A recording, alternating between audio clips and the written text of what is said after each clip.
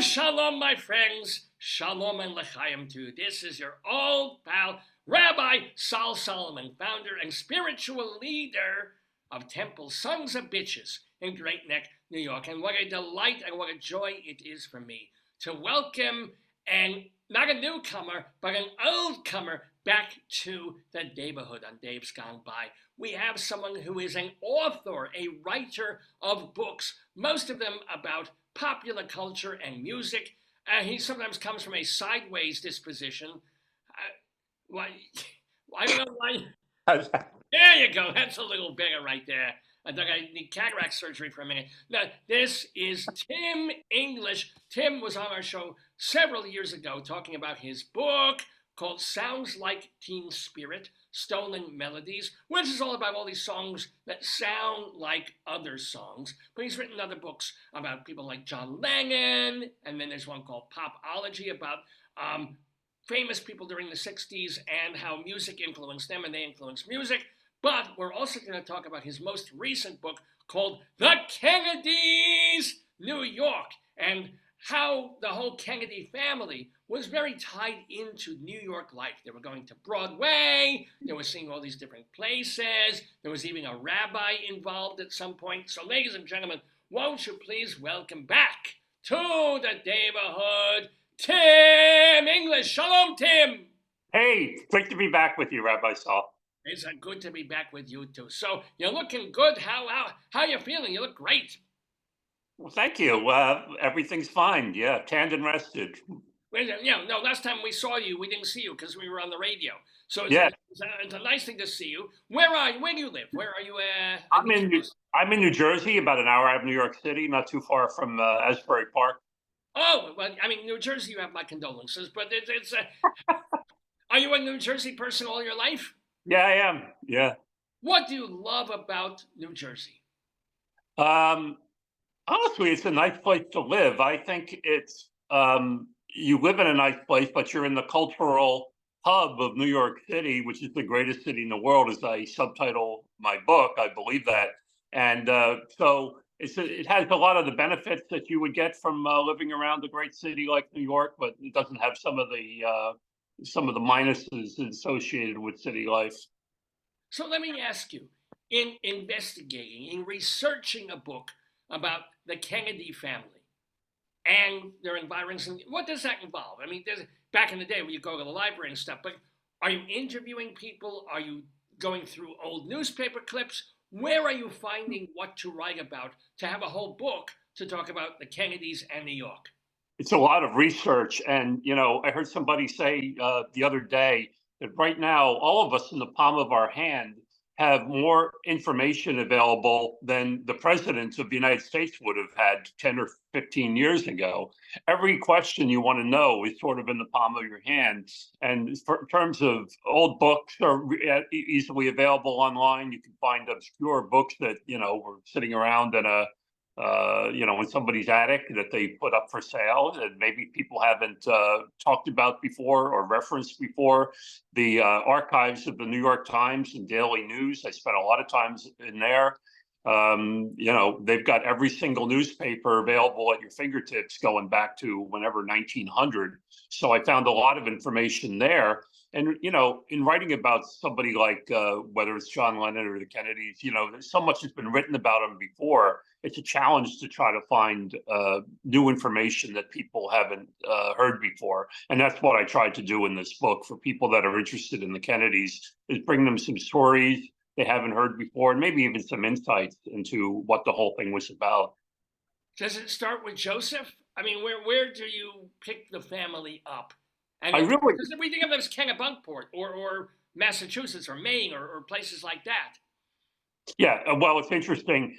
First of all, I tried to focus on the family members that I think are most interesting to people, that being JFK, Jackie, John Jr., and his wife, Carolyn, which all would seem to be really fascinating to people. But one story I'm not sure if people know is the family moved to New York in 1927. Joe moved them to New York from Boston. Why did he do that? His daughter Jean later said that he said, Boston is no place to raise Irish Catholic children.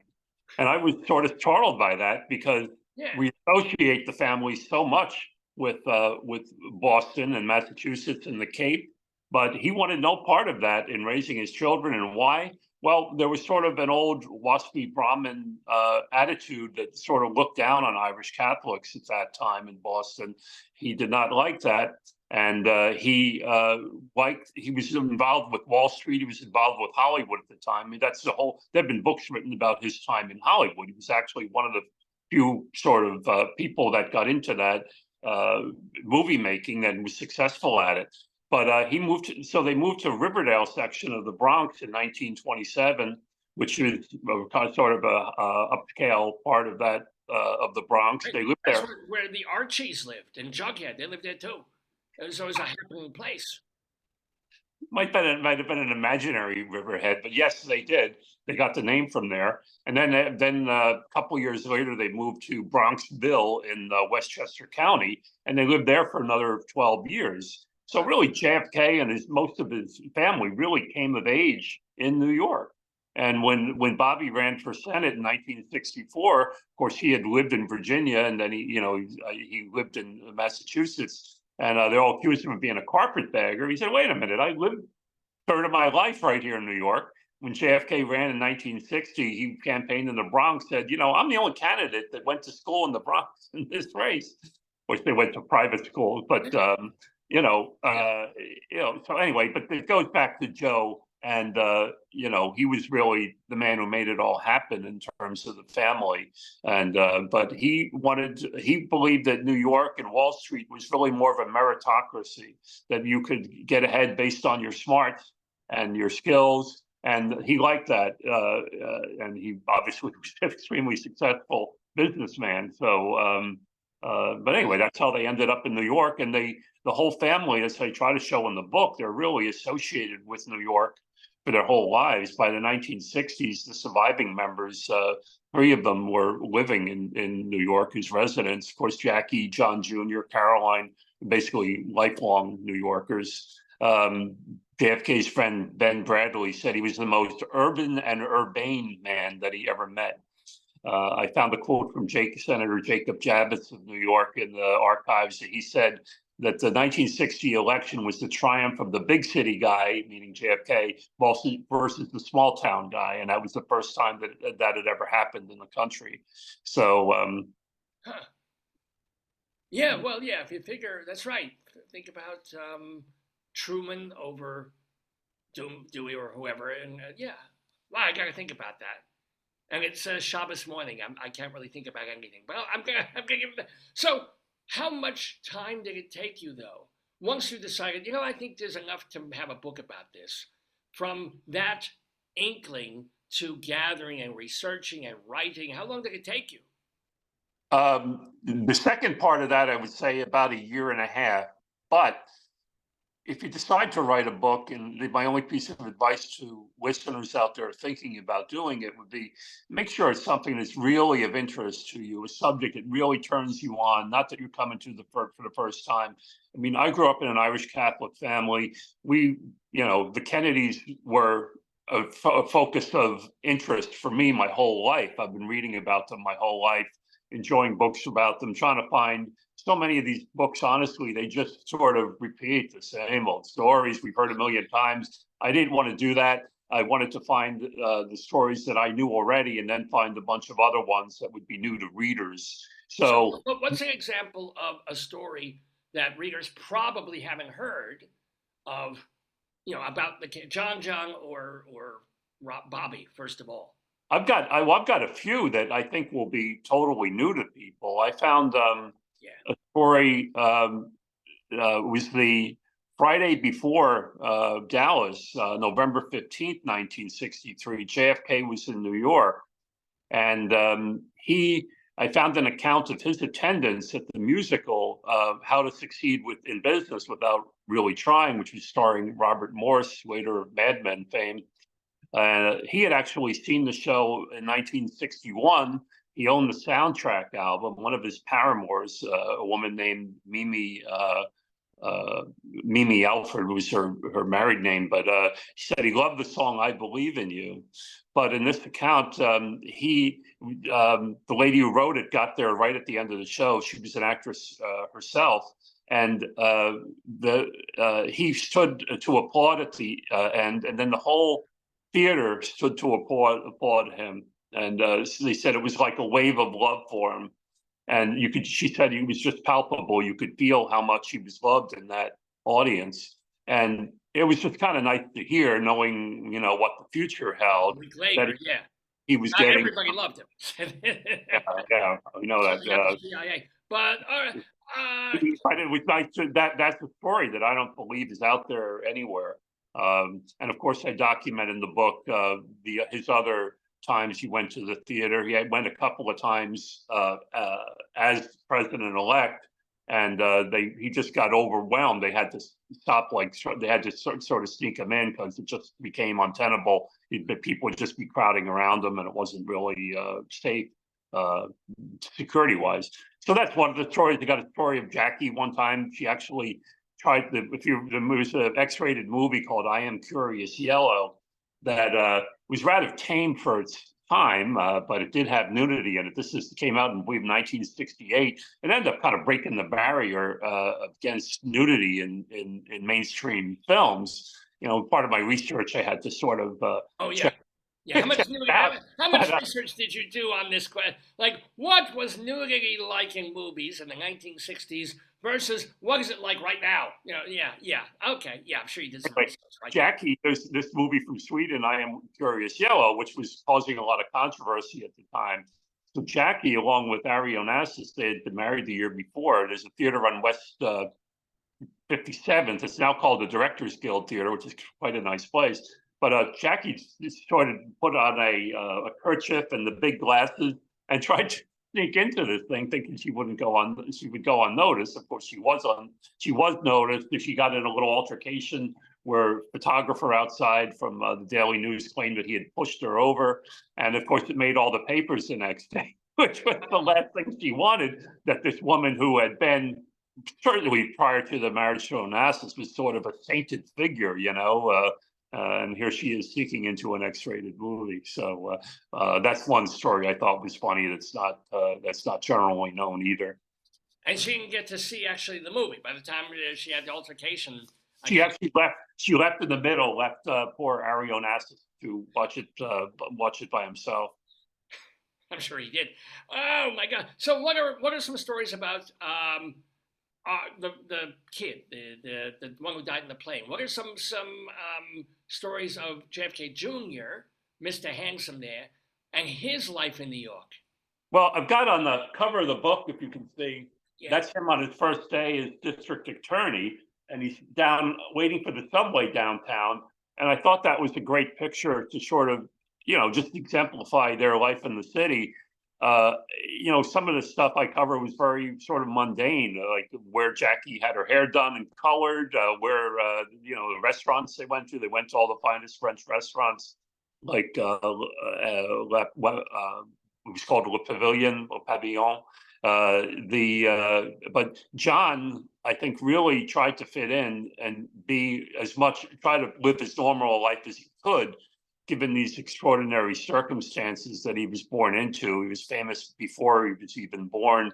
He carried the famous name of the martyred president, and he did it as well as he possibly could. By all accounts, he treated people very well, no matter what their station was in life.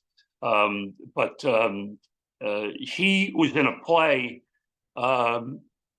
I think Irish at all in the early 1980s, I think it was. Yeah, he had done some acting in college at Brown. He'd appeared in several plays, and got fairly good response to what he did. This was kind of a one-off. This was not like he was going to do a career as an actor, but a friend of his was putting on a production of Brian Friel's play called Winners, which was originally came out in the 1960s. And the weird part of the story, though, is they play a couple, and they both die in the movie. They drown trying to reach an island, and then in the story, the things start washing up on shore, from where they were, They find little remnants of where they were. And then the search goes on for 3 days where people were trying to find them. All those three elements are exactly what happened with that plane crash in July of 1999. So that I just thought that was really, really eerie, strange thing that happened. And that's a story I don't think is out there too much. No, probably not. Wow, that is, man. Interesting stuff, by the way, from Tim English. All stories from his book, The Kennedys, New York, which is available wherever, well, wherever books are sold. Who's the publisher on this thing? It's Amazon, basically. You put it on yourself. Yeah. Is it available digitally also? You can read Yeah, and I spent a good deal of time recording the audiobook, which I don't believe it's up yet, but it will be very soon too. People like to get their books that way. Now, some of your other works, older works, most of them are involved in music. Most of the things of pop music, rock and roll, as it were. So you have. And it's got a lot of music in this book too, as you might expect. I had found a story about Bobby Kennedy was actually, and Jackie too, both went to see the Velvet Underground right when they were getting started in 1966, where they did these amazing sort of events where they had the light show and the music was just on full blast. And part of the time we would just play these feedback type of things that were just would break people's eardrums. Of course, the exploding plastic inevitable was very, yeah. And they played a place called the Dom, which was later became the Electric Circus downtown. And Jackie saw them at that time. Bobby saw them at the Village Gate, which is now Poisson Rouge. There was a party that George Plimpton put on there, and Bobby was in attendance at that. I worked music into this book also. JFK Jr. went to see the Stones at Giant Stadium in 1994. He brought along his bong. He brought along his what? His bong. He went with Jan Wenner of Rolling Stone, and Jan Wenner was like, he actually thought he was going to walk into the place with this big bong. That's a device for smoking marijuana. Okay. See, back in the day, it used to be with hashish, but so this is a little different. I got it. I know. So you're sheltered. You have this lead a sheltered life. I know. So this is. Could you tell us though what? Because they went to see the Stones for sure, and they probably did not have a good time, quote unquote, seeing the Velvet Underground because it wasn't a good time thing. What music did they actually go see that they really wanted to, that they loved? I mean, what did they go to concerts that? For artists, bands, well, one weird story was that John Jr.'s favorite song, or one of them, was said to be "Sympathy for the Devil." And if you know the lyrics of that song, where they reference the assassination of his father and uncle, that's sort of I don't know what the word for it is, either ironic or strange choice, maybe. I shouted out who killed the Kennedys, and after all, it was you and me. And John was like, "Yeah." Maybe. It's like I know but it's hard to, you and I hear a song like that. We don't know anybody who's in the song, but he did. Well, I know Stephen personally. We've had conversations, but nobody else in the actual. Wow. He knew all these famous people. There's a writer named Jack Newfield who wrote a great book about Bobby. He was friends with Bobby and friends with the family, and he had told a story. One day he went to Judson Grill, which was not far from where John's George office was. I believe it's on 51st Street. And he just wrote about how he was treated. Like it was a very strange life. All the waitresses were like get nervous, and waiters around him. Everybody was staring at him. Everybody was looking at him. He couldn't really hold a conversation because everybody was leaning over trying to hear what he was saying. And, this was one little snapshot of an afternoon that he had. And he's just like, what was it like to, live this guy's life every day? It was like, it's surreal. And I have a couple other stories of other people that would be out with him and had that same experience. It was just sort of surreal. And then, people were trying to photograph him all the time. And he had a level of fame that was really, it's like Princess Di sort of level. And I get into that in the book too. They knew each other, and when Princess Di died, both John and Carolyn were very upset about it, probably because they sort of saw themselves as being hunted by the paparazzi, just like Diana was. And it also makes you understand why, some big famous music star will buy out close for private party. They'll just take over the restaurant for a few hours. I was like, well, who are they? Well, it's just they just want to have a meal. Yeah, I know. But you asked about music. They were very, the Camelot actually was a sort of a cheesy music, sort of musical by Warner and Lowe that actually became, forever associated with the Kennedy presidency, even though while he was alive, nobody ever made that connection at all. It was Jackie a week later in an interview with Theodore White that made the connection and said that JFK liked to listen to the Cast album every night. But one of Kennedy's aides said he would have been beside himself to know that his administration was associated with this Broadway musical. He would probably love that idea. Well, Jackie was trying to. She said this history is written by bitter old men, words to that effect. She didn't want them to be telling the story because to her there was a certain magic to this whole time. And I think that's true in the sense that they were trying to uplift the country culturally. It was a big part of what they were trying to do with all the events that they had in the White House and so forth. And I think, Jackie really brought that to the table, I think, in terms of the marriage. I mean, she was a very sophisticated New Yorker. She lived basically almost her whole life within a few blocks on the Upper East Side, but she had a real appreciation for the arts, for music. She was very close to Leonard Bernstein, for instance. In the Leonard Bernstein's letters, there's a letter that Jackie wrote on the night of Bobby Kennedy's funeral, where he had performed during the funeral at St. Patrick's. He did a Mahler piece that Jackie was just really touched by. So it's probably 4 or 5 in the morning at the end of this absolutely brutal day, because Jackie, of course, and Bobby were very close. He was kind of her protector for her and her family. And, she had going through this again after 4.5 years. It must have been just so brutal for her. But at the end of that long day, where they took the train from New York down to Washington, he was buried at Arlington. She writes this long letter to Leonard Bernstein, just thanking him so much for the music and how beautiful it was and how it really captured everything. And a very emotional letter, but it shows how close they were. All right. Well, we've gotten so sad here and so touching. Let's pull ourselves out of that. We do want to leave a little time to talk about some of your other books, which are still available. Sure.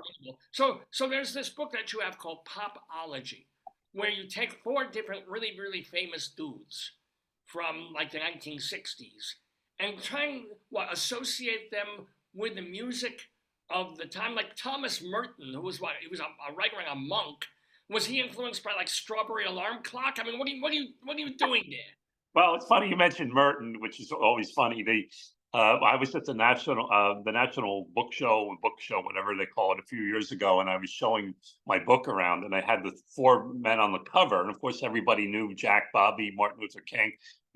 Who's that other guy? And these are very educated people, supposedly, but they were not too many were familiar with Thomas Merton. So I'm trying not to contribute to the dumbing down of America, Rabbi Sol, and maybe give people a little what they need instead of what they want. You know what I mean? But Merton was anybody. I think he's just a fascinating figure. And his best friend Ron Sisto told me, you really captured him in that book, so that was the best compliment I could have.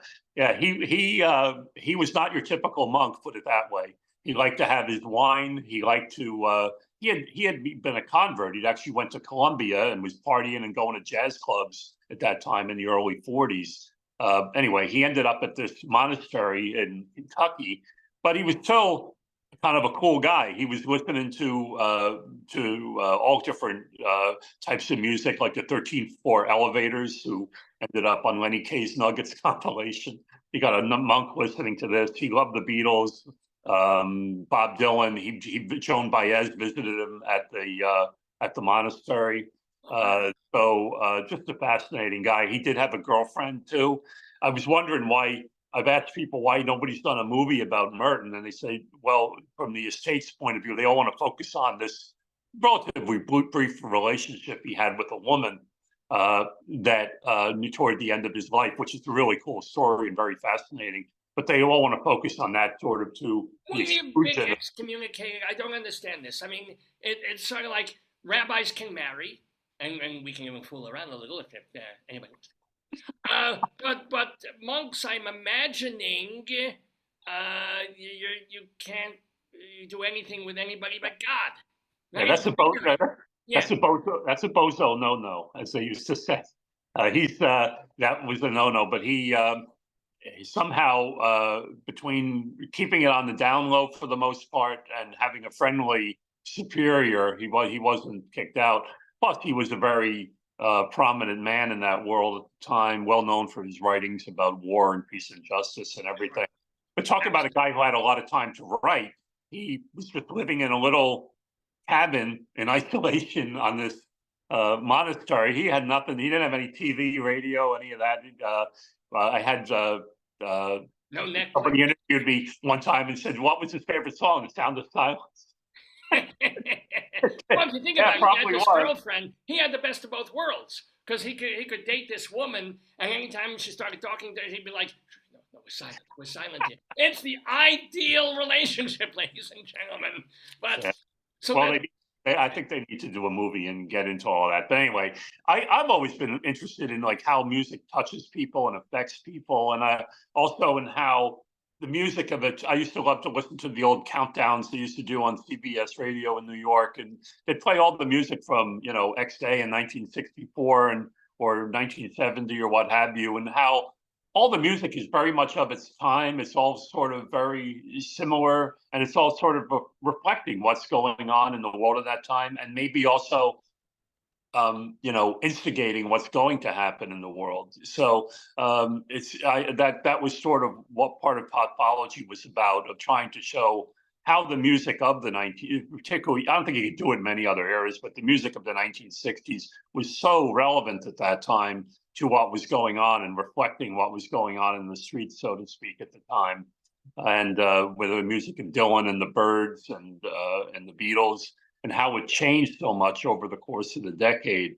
So, it was trying to show how that music actually touched the lives of these people that were so important at the time. So, and that's what I tried to do. So was Martin Luther King, for example, really moved by Sam Cooke's changes, or that came later? That was that was before. That's 64. It was one of the last things that Sam Cooke recorded. But that song is very definitely inspired by the civil rights movement, and possibly specifically by Dylan's "Blowin' in the Wind." Sam Cooke was inspired to write that. But I was surprised. Martin Luther King was very much a musical person. He loved to, of course, he grew up in all the church music and the gospel and spirituals. His favorite song was "Precious Lord, Take My Hand." And in the last moments of his life, he was asking the band leader, a fellow named Ben Branch, to please play that song that night at the meeting they were going to have. That was one of the last things he ever said. He should have said, "Precious Lord, take that asshole's gun." That would have been a much better thing for that. So, "Precious Lord, there's a guy over there. He's pointing a gun at me. You might want to, but he loved to sing in the choir. He sing those songs himself. He was very close to Mahalia Jackson. He was very close to Aretha Franklin. There's I'm not sure if it's still up, but there was a clip of him. It's from February 1968. I believe it's at Cobo Hall in Detroit. At her concert, he gave her a special award from his organization, the SCLC, for her work. She had done benefits for them in the previous year. And similar to what we were talking about with JFK shortly before he died, she described it, it was like this wave of love, a love wave that came from the crowd for him, of people that really just showing him, hey, we appreciate, obviously he gave his life for the cause eventually, if just a short time after, but it was nice to see him getting some love there in his own time. But, music very much a part of the civil rights movement, obviously, Oh, absolutely. And also the book that you talked about the last time you were on this program was Sounds Like Teen Spirit, where some songs have sound exactly alike, or parts of the songs sound like other songs. Have you thought about? 'Cause it's been a few years now of updating that book because we've had 15 more, 20 more years of music with sampling, and there must be so many other songs now. Or Well, you the wrote book it, it's done. Yeah. the book originally came out in '06, I believe, and then I did update it. There's a Oh, 2016 edition. I So you didn't. gotta, you want to seek that out because that's about triple the size of the original one. And you're right, though. I mean, all these, not every day, but regularly we hear these lawsuits, and I think you're getting more lawsuits as the revenue from streaming does not nearly match what the revenue from selling copies of albums and CDs was.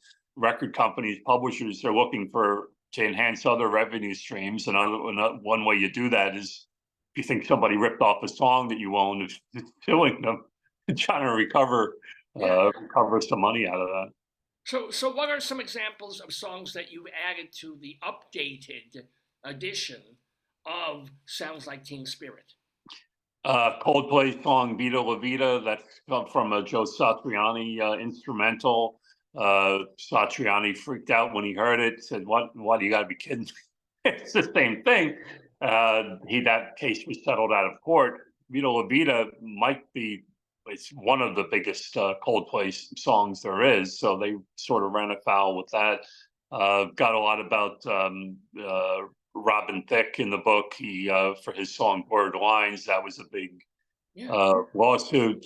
Sam Smith's song "Stay With Me," that's Tom Petty's "I Won't Back Down," pretty much note for note. But I also added, in the have whole chapters on the Beatles, Stones, Dylan, Rod Stewart. I added a lot to those chapters also. Oh, nice. I mean, what was there to add to that more of their stuff, or it was more intricate than what you reported on 15, 17, 18 years Just ago? adding more like some of when we first time around, I did like cases where they were actually maybe a record of it. The second time, like just like anything that sounded had a little like part of it that was influenced by something else, that include things like that. So let me ask you, who is your all-time favorite musical artist? I'd probably have to say the Beatles. Fair enough. I mean, do you have a favorite Beatles song? Um, It's it's hard impossible to to. choose a favorite. I sort of lean into the middle period a little. They re-released the Revolver album a couple years ago. We found out that Yellow Submarine was actually a John song. They found a demo of John's verse of that. It feels like I such a was, Paul song, even though Ringo yeah, sings it. Is it? You mean John wrote that one? Yeah. Okay. but songs like I like Rain and Nowhere Man and those are some of my favorites. Name any Beatles song, just about. Almost any Beatles song. Oh, yeah, that's one of my favorite. Oh, that one, too, that one, too, that one. Too. It's the Beatles. It's the friggin' Beatles. So, Maybe except Revolution 9, number 9, yeah. Yeah. but even that's kind of cool in context because No, it's it's not. sort of the chaos of 1968 in a sound collage. Yeah, they could have done that in 2.5 minutes. Would have made that point, and then moved. They did. No, it's not. You don't. No, no, no. Number nine. Number nine. Number nine. Yeah, great. That's the best part of the That's song. actually influenced by Stockhausen. That there's a piece by Stockhausen that's sort of close to that. I don't know if I want to send people back to comparing those. It's probably a better way to spend your day. Hey, let me tell you something. This morning, I was on the toilet. I was going number two, number two, number two. So I'm still even influenced by that song. Let me tell you. We've been talking with Tim English. Now you have a website where people can go read about your books, read about what you're doing. It's what is it? Don't you? I've got for this book, I've got an Instagram handle, which is just the Kennedy hashtag, the Kennedy's New York. And what I'm doing is just like posting photos and a little music, like we're talking about music, how it all goes together, and a little musical accompaniment to the photos, and just trying to show people what the book is about. So that's hashtag Kennedy's New York on Instagram. Hashtag Kennedy's, The spelled out I think it's Newyork. the Kennedy's New York. Yeah. Not Kennedy's New York, fully spelled out. Yeah. Mm-hmm. That's the best place to go. Instagram for the Kennedy's book by Tim English. Before we let you go, one last question, because there's something that you mentioned in the book about the Kennedys, that they were also kind of close and having this nice relationship with a rabbi. Yeah, Rabbi Samuel Belkin of Yeshiva University. They were very close with him. He gave JFK spoke there in the 50s. All the Kennedy brothers received honorary degrees from Yeshiva, and the Rose Kennedy they put funds toward a center in the Bronx that was under Albert Einstein College. It's still there. Rose Kennedy, I don't remember the whole development, but it's to help people with disabilities. And that was in conjunction with Yeshiva and Albert Einstein College. So with Rabbi Belkin, there was a long history of that. Why did I get the feeling, and I could be so wrong about it, I always had this inkling that Joseph Kennedy, at least, was anti-Semitic. Did I get that from nowhere? Was I wrong? No. He was he was dealing in that doesn't come from nowhere. I think he did have some of that attitude. I think sometimes the sons he got criticized for the sins of the father, which is never fair. And I don't think it was passed on from the father to the sons, which was a good thing. But yeah, there was some reason to, I think, not without justification at times, he was accused of that. But ultimately, the family did, thanks to people like Rabbi Belkin, was good for the Jews, which is nice to hear these days. Let me tell you.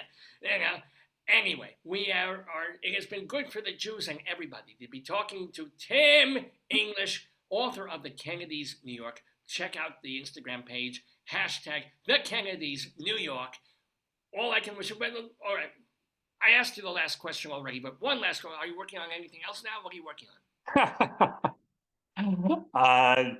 Yes, short answer is no, but you never know. It takes a while to get these out of your system, I guess. And I'm so focused right now on everything about this book and making people aware of it. But if there is something down the road, Rabbi Sol, you'll be one of the first to know.